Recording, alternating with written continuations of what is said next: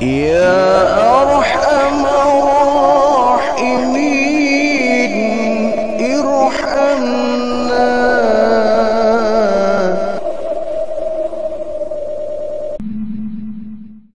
Rasulullah sallallahu alaihi wasallam qala atani Jibrilu faqala ya Muhammad rabbuka taqra'u alaika salam.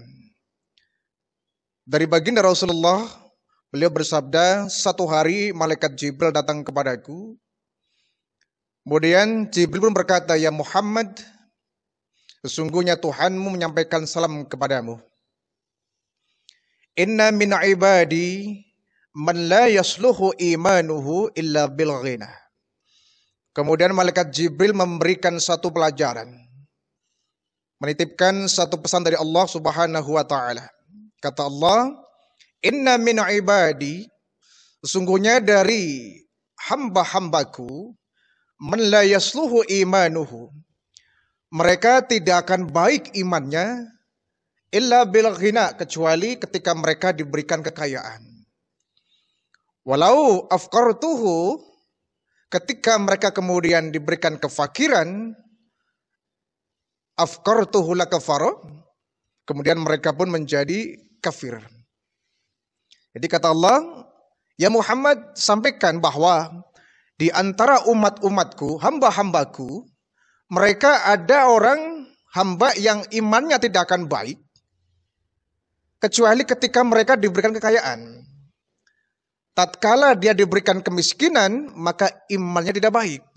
Dia pun menjadi kafir. Ini menjadi satu buah nasihat bagi kita semua, ya, bahwa ada orang yang iman itu karena pengaruh dari lingkungan. Ada iman seorang yang kemudian pengaruh dari keadaan, bukan karena muncul dari batinnya sendiri, tapi karena pengaruh dari sekelilingnya. Ada yang menjadi bagus, ada pula yang menjadi buruk, gitu. Nah, ini kata baginda Rasulullah, Allah memberikan pesan bahwa ada umat-umatku, ada hamba-hambaku yang tidak akan baik imannya kecuali ketika mereka diberi kekayaan. Jadi ada orang yang ketika diberikan kekayaan harta, dia imannya bagus. Tapi saat hartanya itu habis, dia bangkrut menjadi orang yang miskin, imannya pun luntur. Berarti imannya karena harta. Kalau imannya karena harta, maka dia tidak akan bisa bertahan lama imannya itu. Saat dia berubah menjadi orang yang fakir, menjadi orang yang tidak punya, habis hartanya, maka habis pula imannya. Kalau kita semoga tidak, ya. Kita menjadi orang kaya, menjadi orang miskin, iman kita harus stabil. Kita menjadi orang yang berada atau menjadi orang yang papa, iman kita harus stabil. Kita punya uang atau tidak, iman kita harus stabil. Jangan kemudian berimannya karena kita sedang punya uang. Jangan karena uang kemudian kita rajin ibadah. Saat kita bangkrut, saat kita nggak punya uang, berhenti ibadah. Karena merasa Allah telah menghinakan kita. Padahal tidak, ya. Bahwa kekayaan, kemiskinan itu merupakan bentuk daripada ujian dari Allah Subhanahu wa taala yang harus kita hadapi. Menjadi orang kaya tetap beriman kepada Allah, menjadi orang miskin tetap beriman kepada Allah Subhanahu wa taala. Kemudian malaikat Jibril menyampaikan pesan dari Allah, wa inna min ibadi man la yusluhu imanuhu ilal faqra walau agnaituhu lakafaru. Ada pula dari hambaku, kata Allah, yang mereka imannya tidak akan bagus kecuali ketika dia miskin. Ketika mereka menjadi miskin, imannya bagus. Namun tatkala Allah memberikan kekayaan, imannya rusak. Ini juga banyak pengalaman ini. Ada orang yang kemudian dia sukses menjadi hamba Allah ketika dia menjadi orang yang miskin. Namun ketika Allah memberikan kekayaan, imannya rusak, imannya luntur, imannya lemah. Jadi imannya karena harta lagi. Imannya karena harta lagi. Dan ini sudah menjadi satu kenyataan bahwa banyak orang yang berhasil menjadi hamba Allah ketika miskin. Tetapi banyak yang bangkrut menjadi hamba Allah ketika dia menjadi orang kaya. Banyak orang yang lulus ujian menjadi orang yang miskin. Tapi banyak yang tidak lulus ujian menjadi orang kaya. Karena maklum harta ini fitnahnya banyak, ya. Fitnahnya banyak. Ketika dia miskin, dia tidak punya kesibukan, tidak banyak yang dia hitung, dia khusyuk ibadah itu. Ya karena dia miskin, nggak banyak yang dihitung. Begitu menjadi orang yang kaya, hartanya banyak, ditimbun di mana-mana, tiap hari ngitung harta terus. Tiap hari menghitung harta. Akhirnya waktunya habis untuk menghitung-hitung harta ini. Misalkan saja sahabat baginda Rasulullah ya.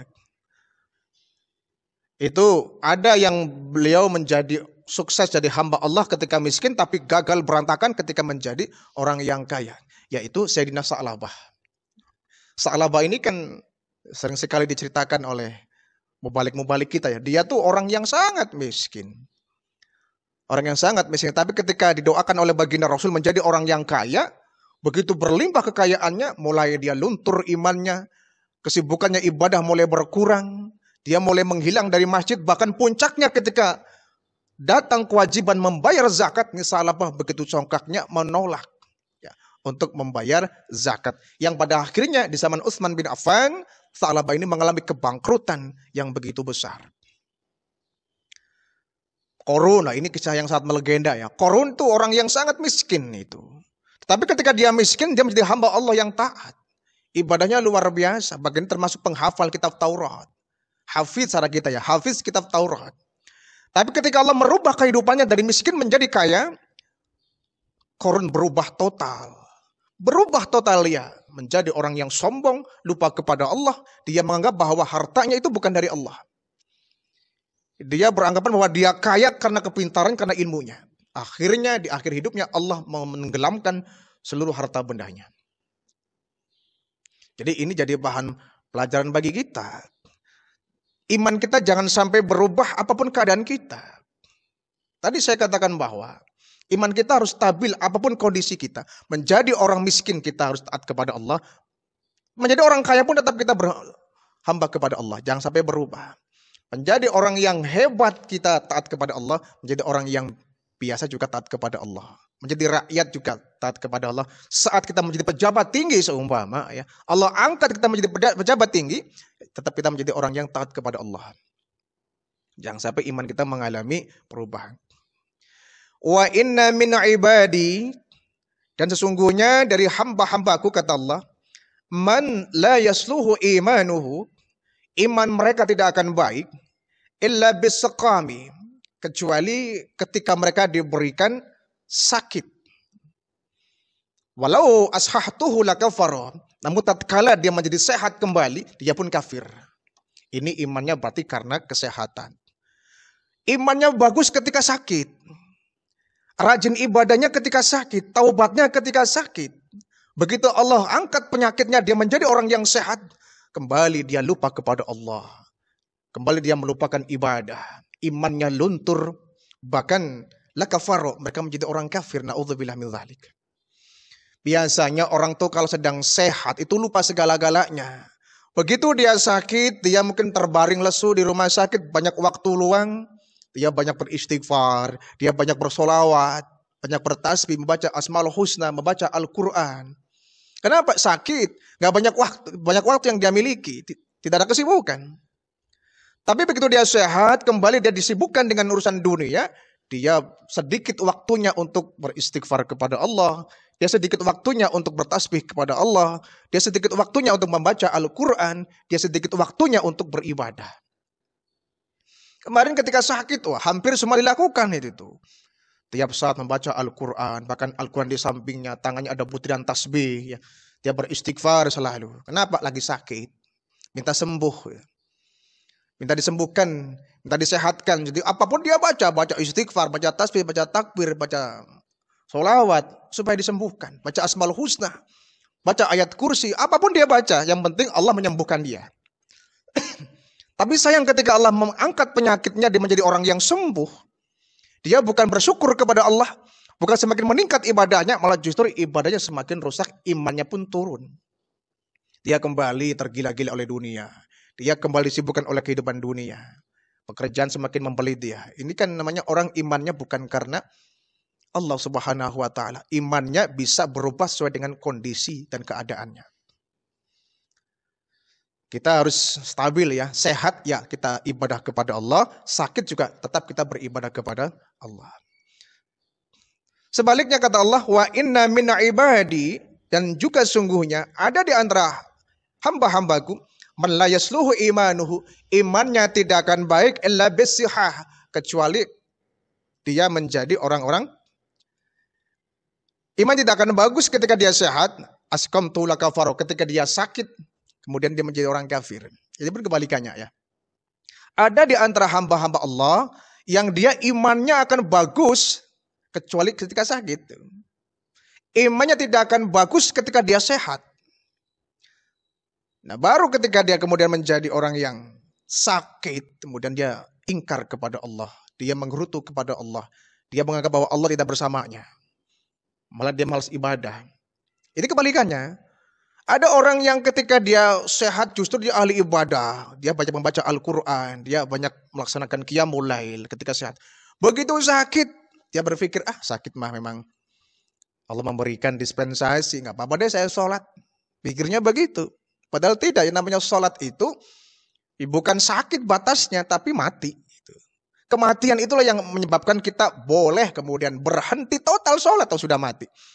Tapi ketika dia masih ada nyawanya, bagaimanapun dia parahnya sakit, dia bisa sholat sesuai dengan kondisinya. Kalau dia sehat dia bisa berdiri tegak, gak mampu ya dia bisa duduk, gak mampu duduk dia bisa berbaring, gak mampu berbaring dia juga bisa sholat dengan hati, atau paling mentok sholat menggunakan isyarat. Jadi batas kita boleh untuk meninggalkan sholat ya kematian.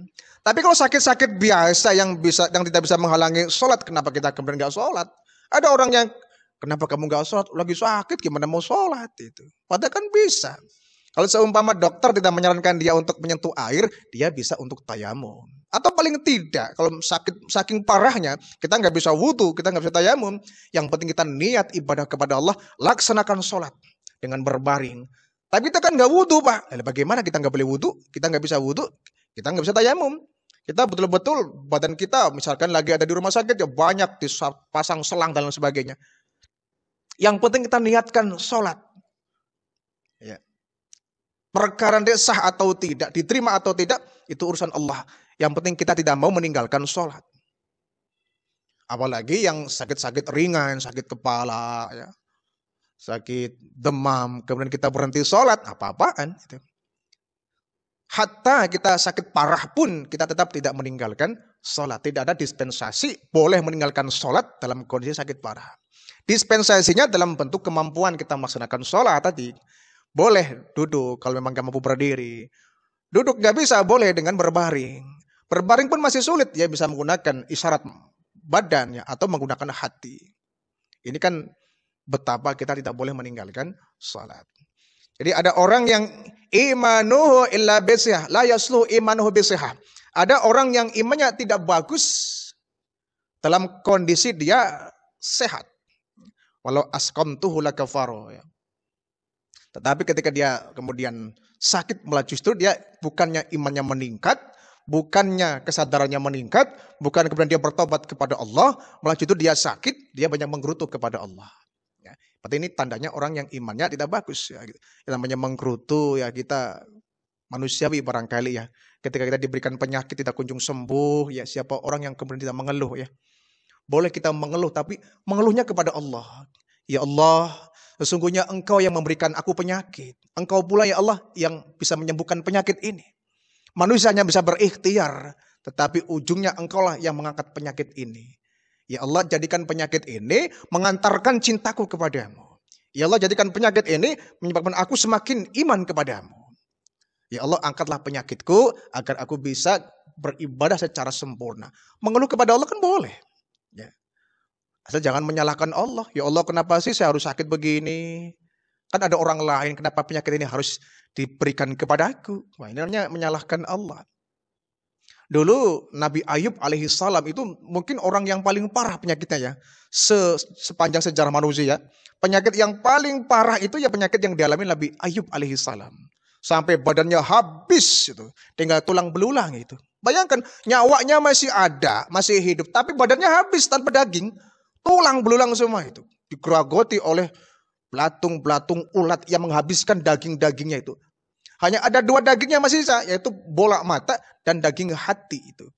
Kata Nabi Ayub, wahai cacing-cacing, wahai belatung-belatung, kau boleh memakan semua tubuhku, tapi tolong jangan kau makan mataku. Kenapa? Mata ini aku gunakan untuk melihat ayat-ayat Allah. Dan jangan kau makan hatiku. Kenapa? Hatiku tempatku bertakarub ilallah. Jadi semuanya habis. Dan Allah sengaja memilih Nabi Ayub. Karena kata Allah, banyak nabi-nabi terdahulu yang meminta musibah ini. Ya Allah, Engkau akan memberikan satu ujian berupa penyakit ya Allah. Dan Engkau akan angkat derajat orang yang mendapatkan penyakit itu. Diciptakan itu, nabi-nabi itu pada meminta, ya Allah berikan itu kepadaku. Berikan musibah itu kepadaku. Berikan ya Allah ujian itu kepadaku. Tapi semua nabi-nabi itu ditolak oleh Allah. Enggak, aku akan memilih hambaku yang terpilih, yakni Ayub.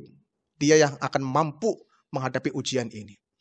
Jadi Nabi Ayub ini termasuk orang yang dipilih oleh Allah untuk diberikan ujian berupa penyakit yang luar biasa itu. Jadi mungkin kalau kita diberikan penyakit tertentu, ya semoganya itu kita dipilih oleh Allah dengan penyakit itu kita menjadi bagus imannya. Kita terangkat semua dosa-dosanya, terkuras semua dosanya, sehingga kita menghadap Allah dalam kondisi badan yang tanpa